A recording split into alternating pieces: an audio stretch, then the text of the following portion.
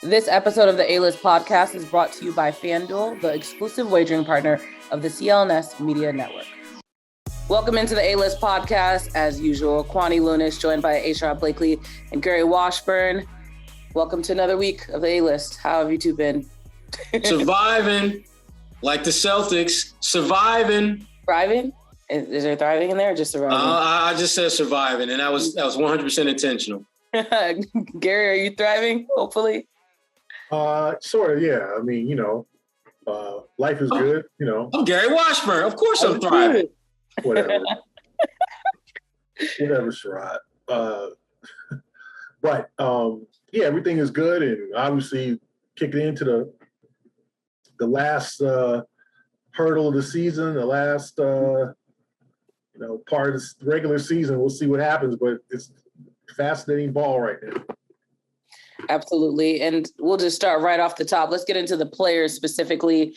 They've been still on a kind of rocky road, so to speak, but the Celtics don't look terrible at this point. Let's talk about Jayson Tatum specifically. Do you think we'll have top 5 Tatum back in time for the playoffs? I think at this point, it seems to be a little bit of, I guess, fatigue maybe for this team, and they're just ready for the playoffs.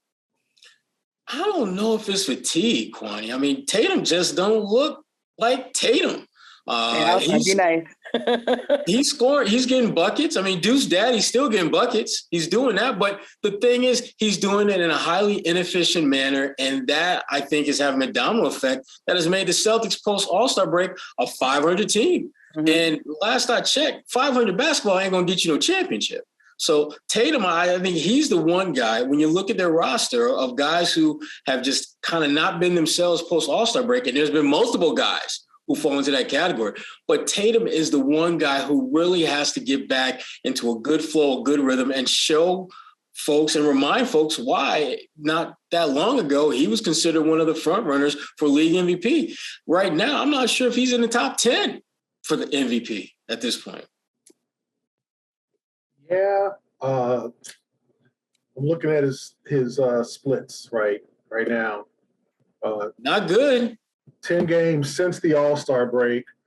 He's averaging 3 fewer points, 2 more rebounds, and another 1.2 assists. But he's shooting 43% of the field from the field, as opposed to 46.4 before the All-Star game. The 3-point shooting is what suffered. 29.7% from 3 in the 10 games, as opposed to 35.7 before. Jayson Tatum is not an elite 3-point shooter. He's a streaky 3-point shooter. When he gets hot, he's what Dame Lillard said. Dame's like, I'm the level below Steph. Like Steph is the Michael Jordan, the 3-pointers, or LeBron James, however you think is the greatest or whatever. I'm below that. Jayson, when he's hot, is on that level. But that's when he's hot. Right now, he's settling for too many threes. He's not attacking the basket. And then when he did attack the basket the other night against Minnesota, he got helicoptered by Rudy Gobert. Hopefully he's okay. We'll see about that tomorrow in Portland, how his hip is doing or whatever, whether they want to give him a game off or how that's going to go.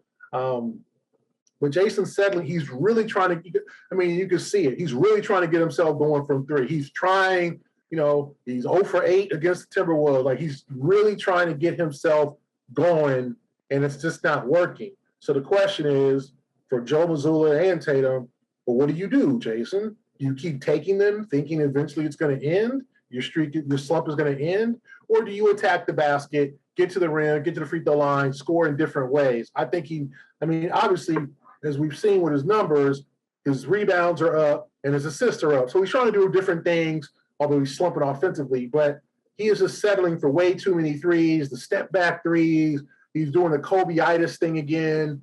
And there's only one difference. Kobe was making the shots, and the thing about it is Kobe, Dwayne Wade, LeBron, none of those 3 were great 3-point shooters, but you sure as hell did not want them to be on the other team when they're shooting a 3 to win the game because they're going to hit that bad boy.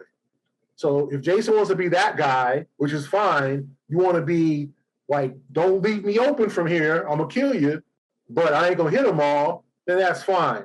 But Jayson is just sometimes settling too much, he's got one-on-one coverage with a big. He wants to, let me get myself going here. That's the thing. He's trying to get himself going from the three, then let the twos come in, but it ain't working. So in Houston, he did all that. Then he attacked the basket in the second half, and they started rallying, and then a bunch of other bad things happened against the Rockets. They let them youngsters get confidence. Some dude named Usman Garuba hit consecutive threes, but that was coaching. We can touch on that later. That was bad coaching to leave that dude open because he don't shoot a lot of threes, but he was over 50% for the season from threes. That big brother can shoot. He don't shoot a lot. So Tatum's got to be more of a leader in terms of like, okay, guys, I'm slumping, but one, I'm going to start attacking the rim. I'm going to get to the free throw line. And we don't know how his body's feeling. The wrist. Now he's got the hip thing. The knee was bothering him because he took that shot, like that rugby shot from Josh Hart against the Knicks. Like, so there's like, I'm sure there's something going on, but Tatum has to be better. That's it. And I think you go inside out, not outside in. He's trying to go outside in, but inside is where his bread and butter should be at right now. Yeah, a few more post-ups will do him good. A few more post-ups will do him a lot of good just to get into a flow, get into rhythm. Because Tatum, he's got good footwork on the block. It's not like he's tripping over himself or anything like that. And he just has to figure out, how do I get myself going? And to me, when you rely on the three ball, that's lazy. That's the easiest way to get going because you're going to get that shot more times than not.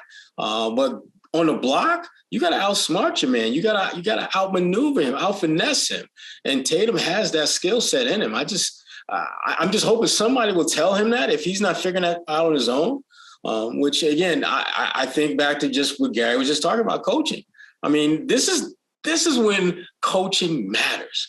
When your team is underperforming and you don't have a specific rhyme or reason why, someone has to get you back on track. And last I checked, that's usually your coach. Well, that being said, Marcus Smart is another one who has not looked like the defensive player of the year that he was just a season ago. What do you two make of his performance? And he's acknowledged there's been slippage in his defense, but how concerned are you with the way he's played this season? You got to get I talked about him. Yes, Rod. Here's my thing about Marcus. Everybody know I love me some Marcus Smart. I know. But the thing I love about Marcus in this particular moment is the accountability of his shortcomings. There are guys who will be playing like crap and they'll be like, I just got to break out of this. I'll be all right. Marcus has acknowledged he has not been as good defensively as he needs to be. Now, to me, that's part of the solution, is acknowledging there's a problem. Now, what the hell are you going to do about it, Marcus? Is it a physical thing? Is it a mental thing? Are you just getting bad whistles? What's going on? He has to figure out how to be a more impactful defender.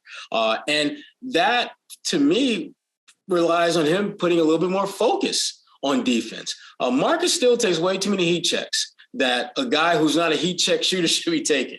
I don't cringe nearly as much now as I used to 2, 3, 4 years ago when he shoots, but I'm getting that feeling again. Where when he is raising up, I'm like, that's probably not the best idea right now.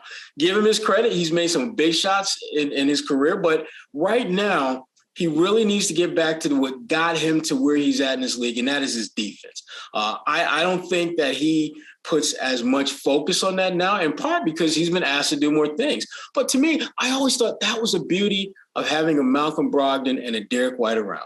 That meant that Marcus Smart, for stretches, had to do nothing but be a lockdown defender. You don't need to play make. You don't need to take shots. You don't need to run the offense. You just need to lock down their best wing to score. That could be your job. Malcolm can run the offense. Derek can run the offense. Malcolm can shoot threes. Derek can shoot threes now. We don't need you to be one of our better scorers because we got guys who can do that. We just need you to be the best version of what you do well. And I love the fact that he's acknowledged he hasn't been that dude, but I need him to just say, okay, now that I've admitted what my shortcomings is, this is what I'm going to do to fix it. And I would hope it will start against Portland because Portland is a team, to me, if you're trying to get your mojo back, Portland is a great team to do that on. There's not a whole lot they plan for right now. And it breaks my heart to say that because, as you know, Chauncey Billups, their head coach, is my dude.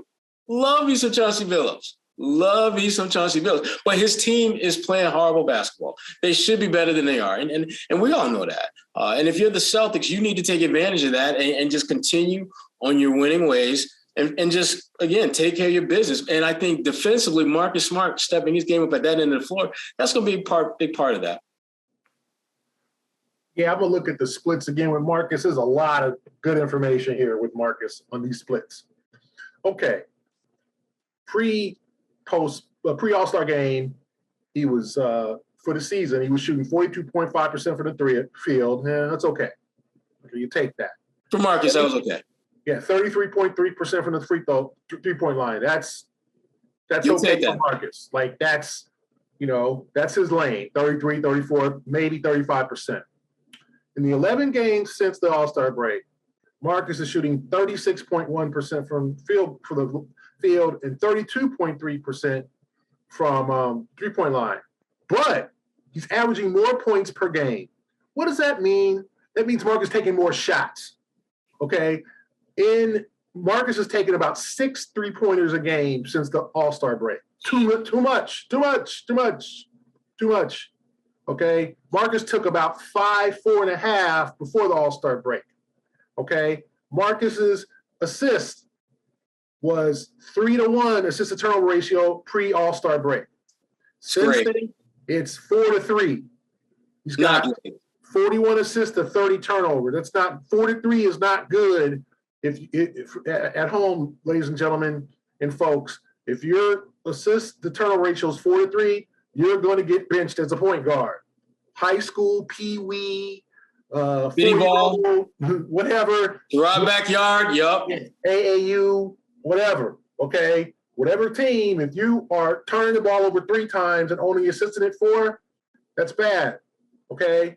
Then I look at the home and road splits for Marcus. Marcus is a better shooter at home considerably. 44.2% from the field, 38% from 3.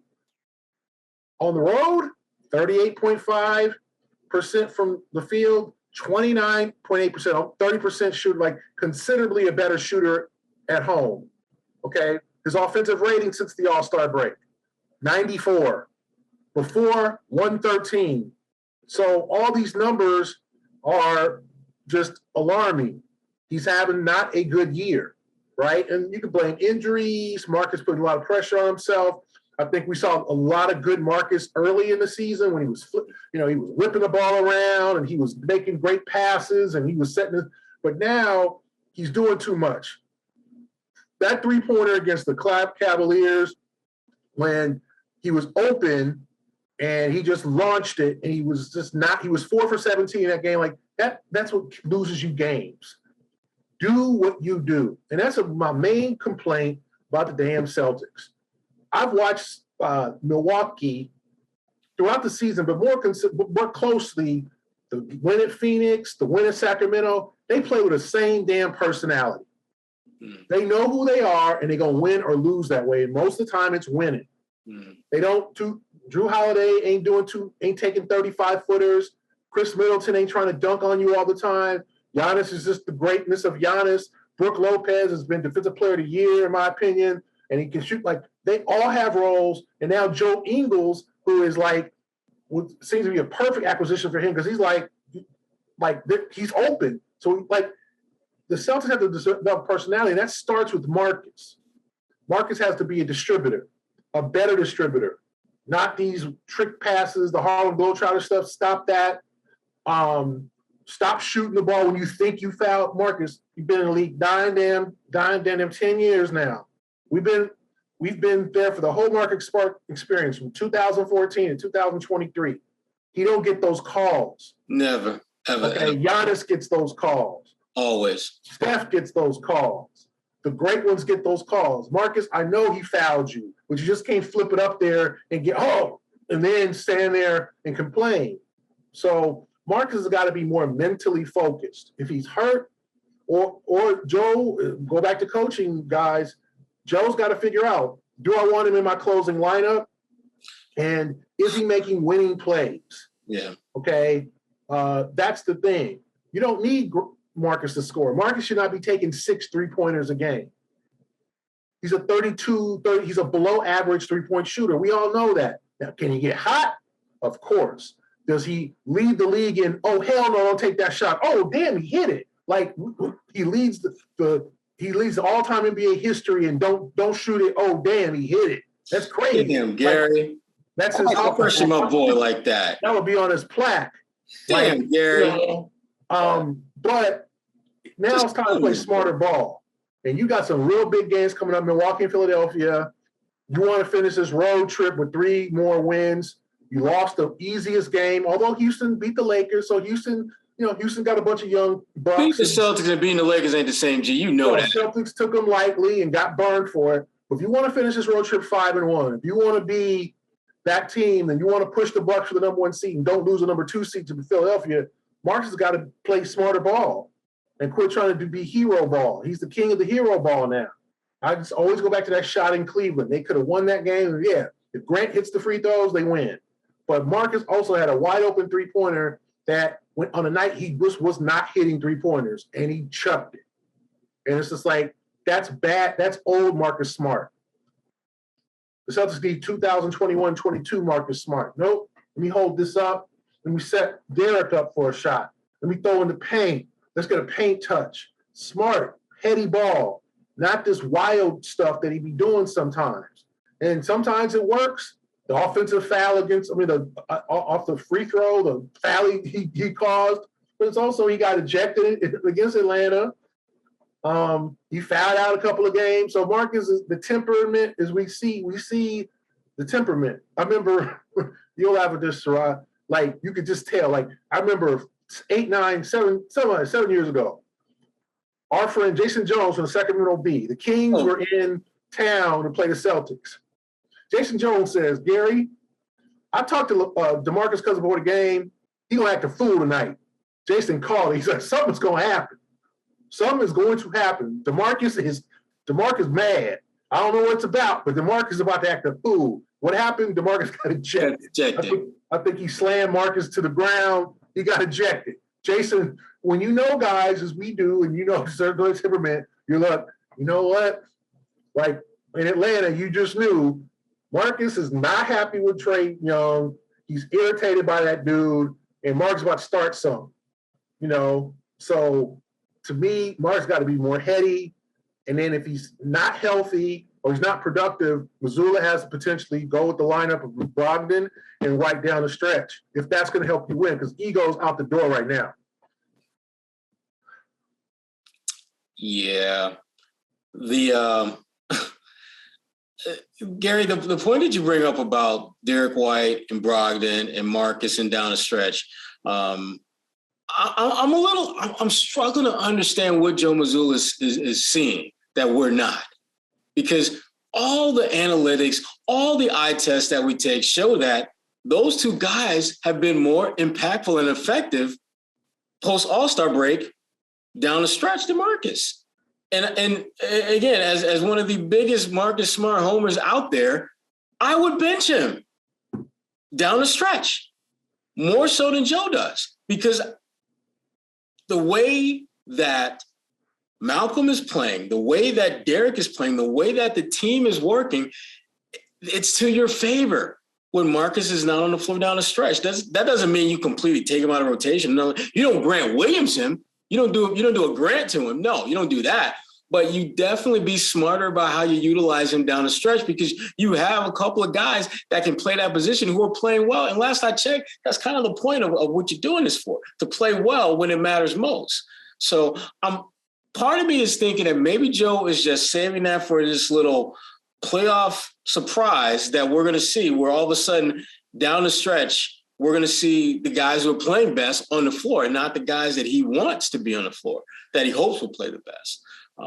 But yeah, Smart is a tough one, because you know how important he is to their overall team, just mojo. But he's not playing well right now, and he even admits that. And as a coach, I mean, how much rope do you give a guy who admits he's not playing his best? You know he's not playing his best. All the data in the world tells you that. at what point do you start looking at ways to give others an opportunity to fill that void to some extent? Not taking them out of the rotation, but definitely, down the stretch, you need to see a little more Derek White and Malcolm at this point. I'm looking, Sherrod, like assists in the first half of the season before 7.1 since the All-Star break, 3.7, almost half the assists. Like but yet he's averaging more points. That means he's shooting too damn much because his percentages ain't up. It's not like, well, damn, Marcus hit some shots. That's why he's scoring more. No, he's scoring more because he's taking 2 more 3-pointers per game.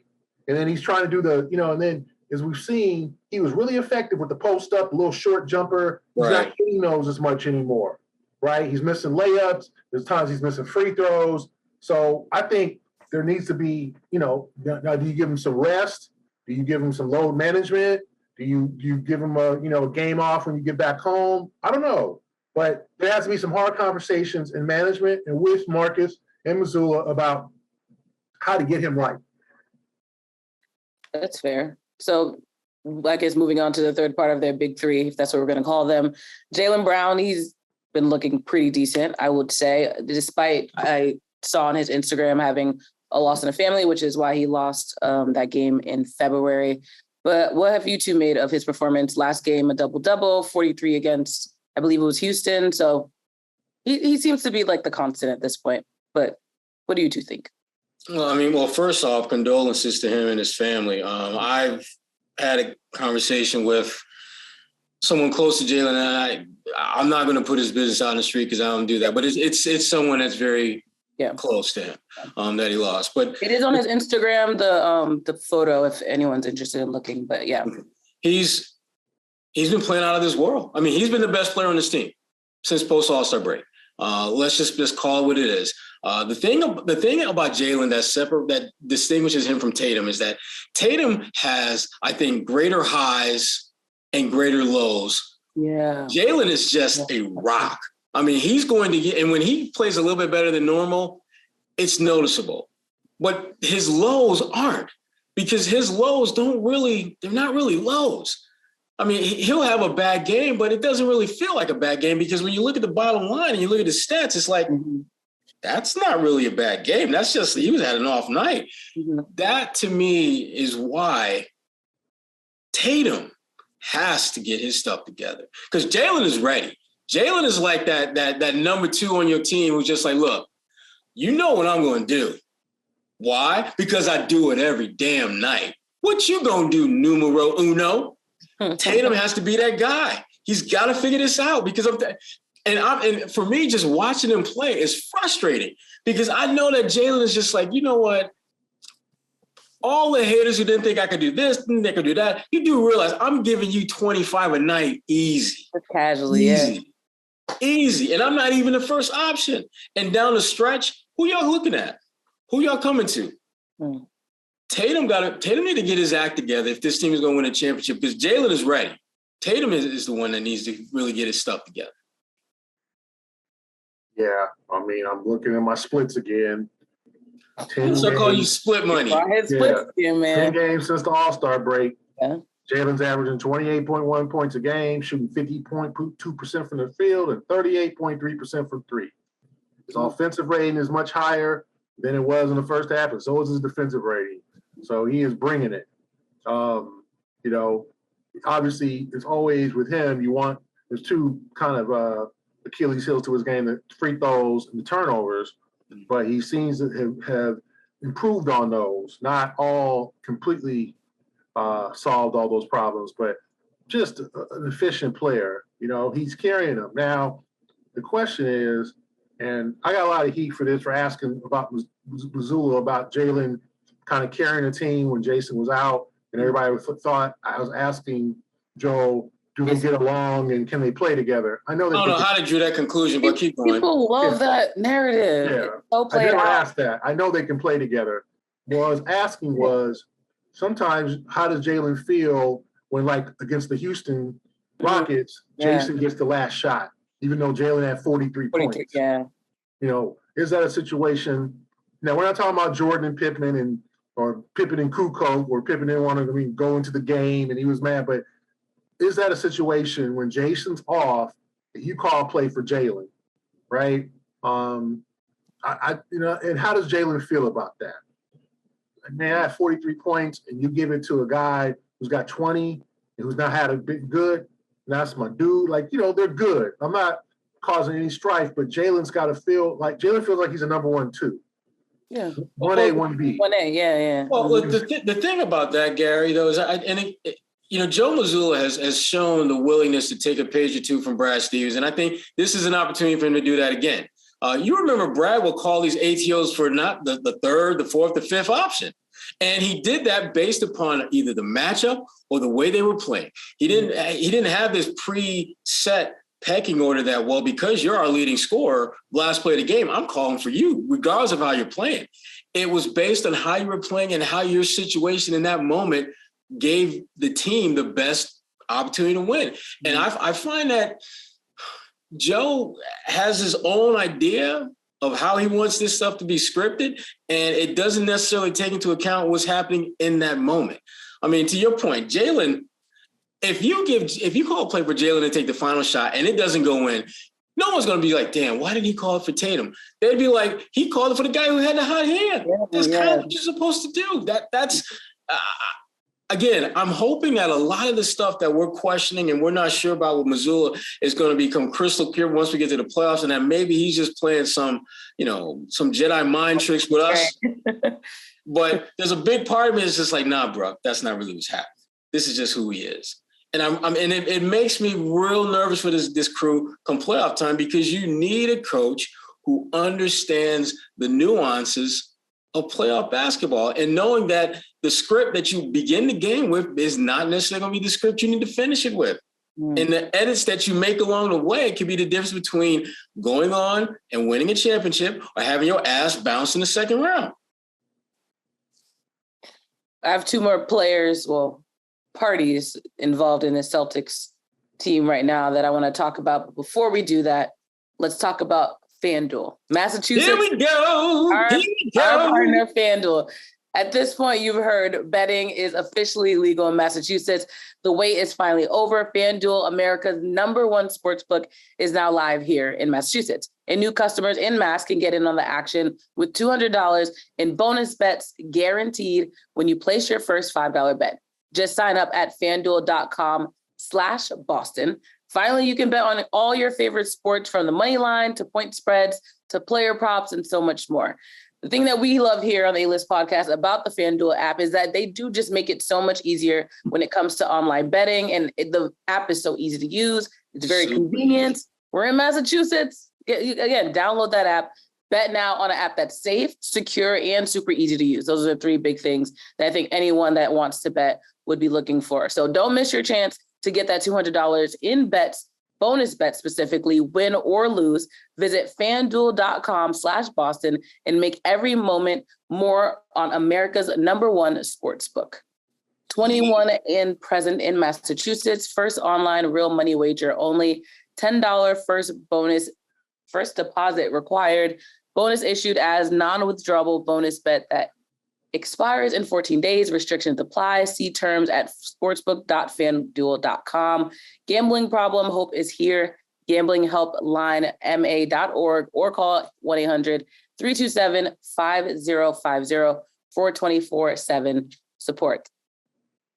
Let's get into the other 2 parties that I wanted to talk about. Let's start with Grant Williams. Do we want to talk about Grant Williams? We can keep it quick. Kind of like his minutes. Keep it short.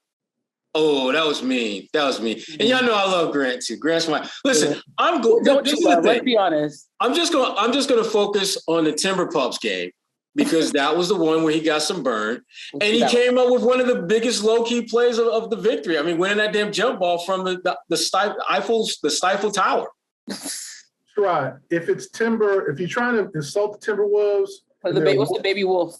Wouldn't it be a kitten or something? Not a pup. Pup is like small. Pup is like a small dog. All right, what is very small? Or a cat, right? Never mind. A baby wolf is called a cub. So Timber Cubs. Timber Cubs. I like Timber Pups better, but that. Right. Okay. just trying to help you out. It could be a mixed breed for all you know. You can say that with animals. Don't act like. Oh no! Your point, Gary, was again. I lied. Wait, all these websites, I don't know what's reputable anymore. It says that there's a popular misconception that baby wolves are called cubs, which often leads to confusion, but they're not. A baby wolf is a pup. So scientifically speaking, I think Sherrod is correct on this one. Oh, Christ. Oh, gosh. Anywho's. Look, now y'all want to move on. Go ahead. Now let's move on. Let's keep it moving. Are your points made? I'm just glad Grant got a chance to make some plays. And again, I still think he's going to be someone that's going to help them in the playoffs. But he's got to just do the little things to get himself back in the good graces of, Mazzulla. And Minnesota was a good start. Yeah. Quick thoughts. Yeah, I thought he made he stole that jump ball. Yeah. He got the loose ball near the sideline. Yeah. Grant had a nice little turnaround layup, off the dribble. So, Grant's doing little things, and I think that's how you have to look at it. Exactly. The days of Grant hitting 7 threes to win a playoff game, is that going to happen? Yep. One more. This run, but I think Grant has to figure out, how do I fit in here?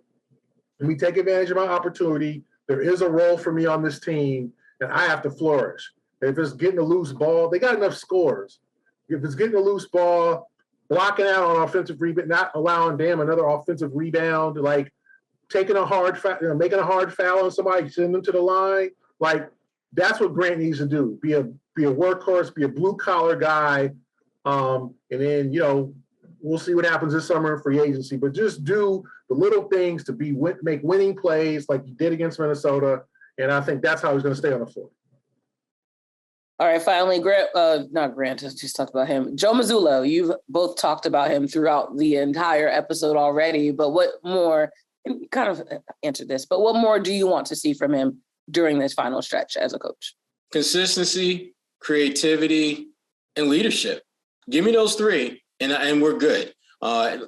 Consistency as far as having a plan of how you want to approach the games and having your players kind of really execute that a little bit more consistently. Creativity with the lineups. I'm thinking specifically about the whole Derek White, Marcus Smart, Malcolm Brogdon dynamic, and just being creative in how you utilize those guys down the stretch. I think it's way too cookie cutter mode right now where you're going to play them a certain amount of minutes and certain roles. And I think they need to get away from that. And to me, when you do those things at a high level, which I think Joe has the ability to do, that represents your leadership. That shows that you understand your role in this process. And again, that's all I want from Joe, because I think if he's able to do those things at a fairly high level, it won't matter what this team is seeded. They're going to give themselves the best chance possible to be the last team standing with them in Milwaukee. Yeah, I think Joe just has to, like Sherrod said, be more consistent, develop some standard rotations, figure out, make some tough decisions on who to play, who not to play, and play the guys who are playing the best ball right now. Like, that's what you just have to do, and leave the egos at the door. That's why you brought Malcolm Brogdon in. That's why Derek White's flourished. Like, you've got to make decisions to put those guys on the floor for a maximum amount of time because they're making the plays. And guys like Marcus is struggling, what do you do? Like, and it's also blended in with giving guys some shots. Sam Hauser here and there, Luke Cornett here and there. I think he needs to play Peyton Pritchard, although Peyton's not available right now. Needs to play him more when he comes back. Just things that, quite honestly, do what's best for the team. Don't be so stubborn and try to figure out a formula in the last 10 games that's going to get you to the NBA Finals. Because right now, it's, Milwaukee looking like a juggernaut. And now you probably lost home court advantage in that series. So you got to do something different, figure out something different to overcome that hump. All right, moving around the association, John Morant, we talked about him over the last 2 episodes and the incident with the firearm at a club. And now the NBA has investigated and they put forth a suspension. But then he talked to Jalen Rose of ESPN and basically tied it all up with a bow, did a little PR situation, and Ja's good now. Do you two believe that? And if not, what do you think the league should have done? When it comes No, he ain't good. Yeah. I don't know how you can have the type of issues that kind of came to light and then take a week and a half away from the game and you good? Mm-hmm. And there was an 8-game suspension, which I believe they already counted. Yeah. So it's really more like just another couple games. Yeah. No, I think I think his intent is right. I think that there are too many factors that are driving him to get back on the court sooner rather than later. I think that, and I'm hoping for his sake, that he can just kind of keep things relatively low key. Understand, and to me, the one thing that he talked a little bit about, and I do think this is something that he can address quickly, is his entourage. The guys understand that you are under a very different kind of microscope now than you used to be. We need to keep it in check. You need to have roles for everyone in your crew, and they need to understand what they can and cannot do and what they should not say and what they should say, and go from there. You can't move and navigate the way you used to. And I think this is definitely a teachable moment for him. But a week and a half, I just think is not enough time to fully understand whether he learned from this or not. Yeah, I agree. I mean, 1 minute he's going to this rehab center in Florida, and a day and a half later he's doing an interview and he's meeting with the commissioner in New York. So how long was this rehab thing? Like 2 days? It's optic. So, like he went for a day and a half to a rehab center, whatever that he needs to be rehabbed. Like, he's trying to do this too fast. You pray and hope that he gets it right, that his circle becomes tighter and more exclusive, and that his father steps in and instead of trying to be, look like Big Usher and be cool, be Mr. Cool all the time, and hey, I'm the cool NBA dad. You wish you was me with my son. Instead of looking like that. I'm not saying he's not a father. I'm not going to challenge his desire to be a father, his fatherhood, but just step up and make some changes, and how you approach your son, because you're losing him. He's getting caught up in the life, and this is something we saw a lot more in the 90s. Mm-hmm.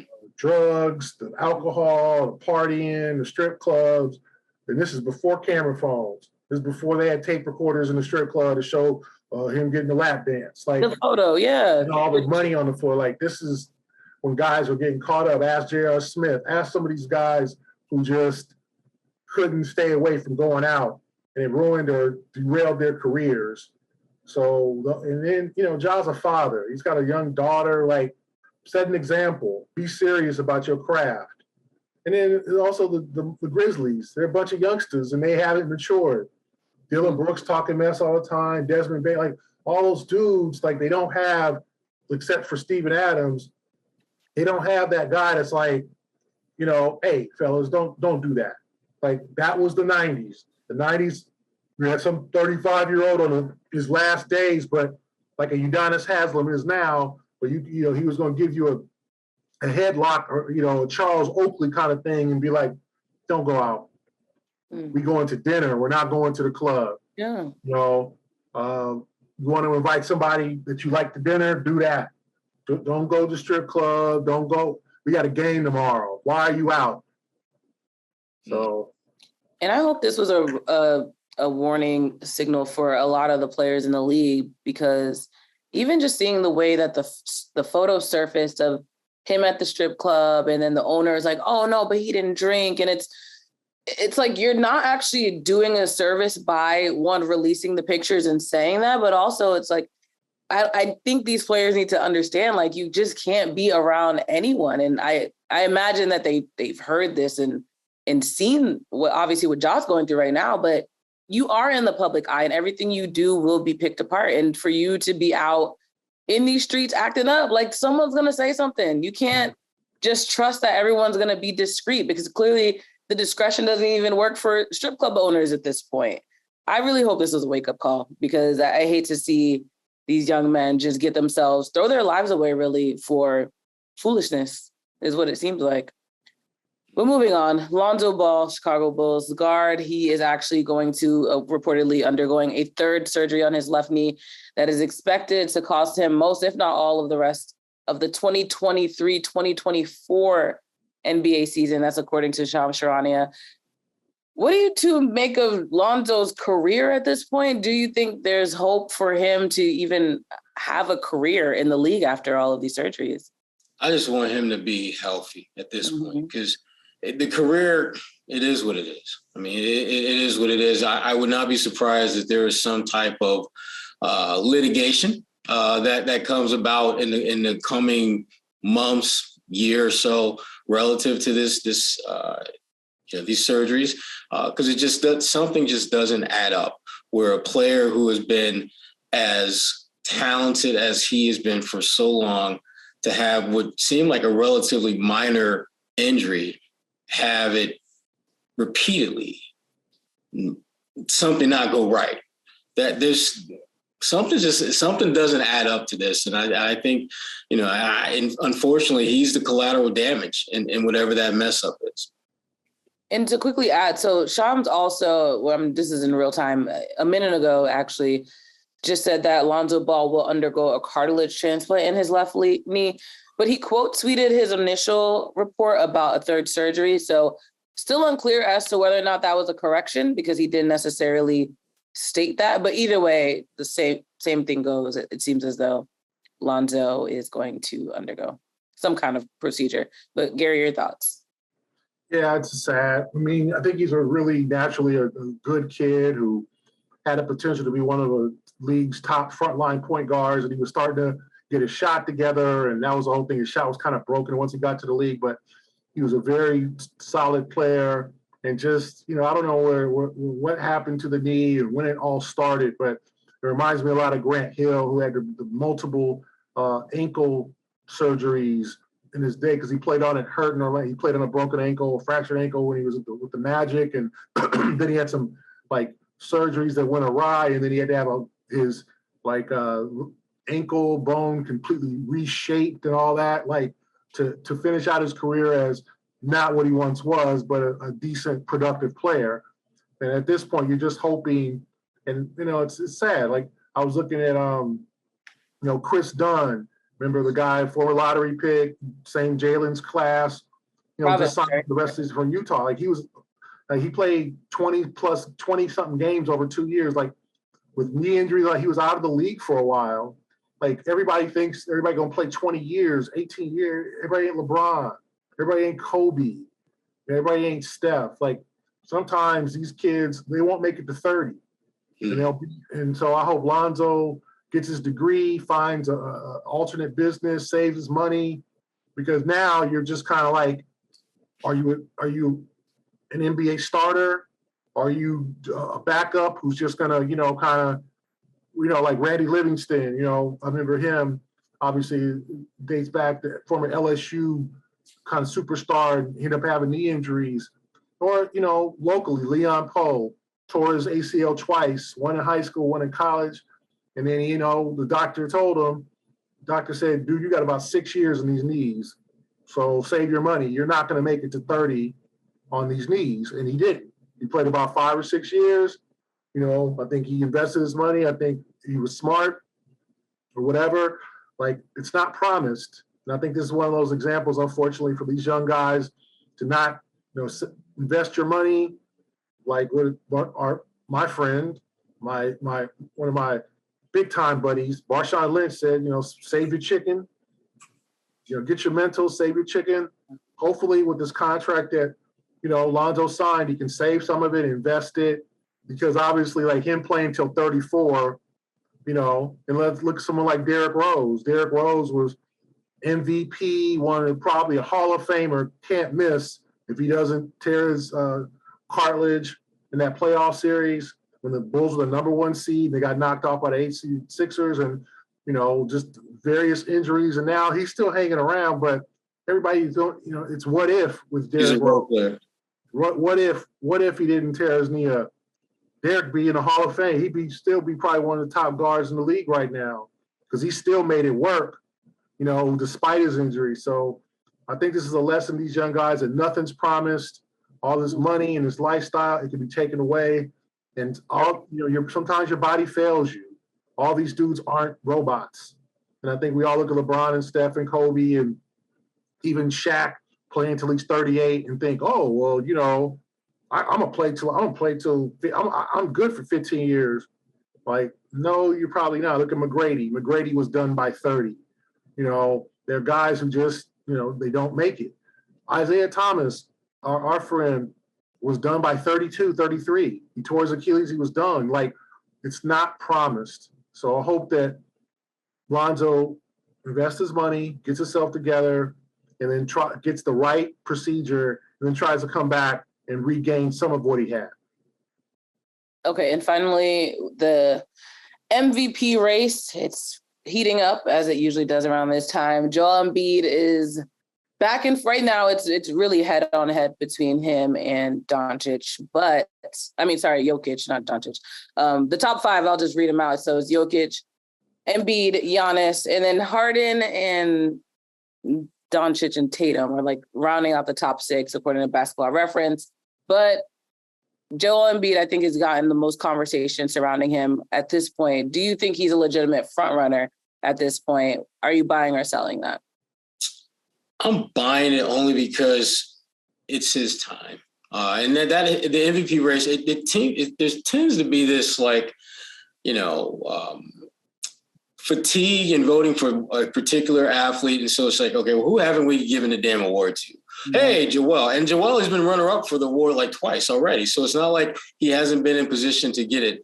I think ultimately it'll come down to, can they pass the Celtics for that number 2 spot?